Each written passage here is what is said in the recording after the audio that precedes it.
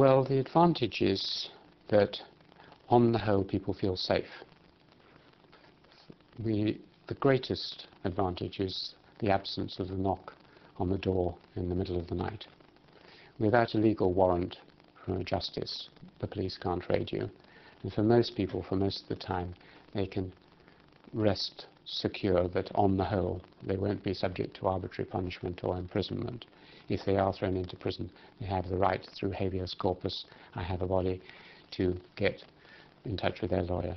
So the lack of fear and the build-up of trust between people, the lack of arbitrary law, is an enormous advantage.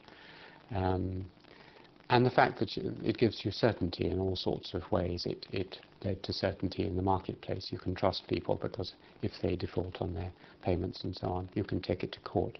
So basically, it leads to a huge amount of trust in social life and so on.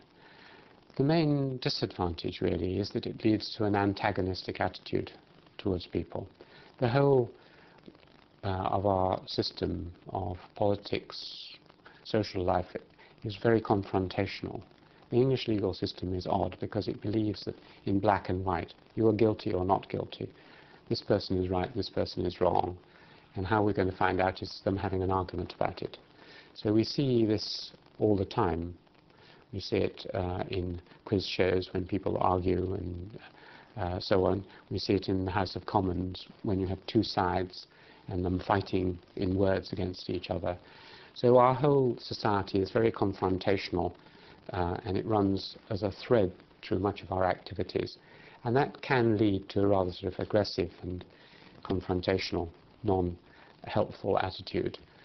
I think that's probably the main disadvantage. There were minor disadvantages which people complain about, for example, the cost of lawyers and the proliferation of too many lawyers, and everything, seems to get bogged down into law. So it had those sort of disadvantages, but I think the main thing is an attitude of somewhat aggressive, confrontational, binary thinking, right and wrong.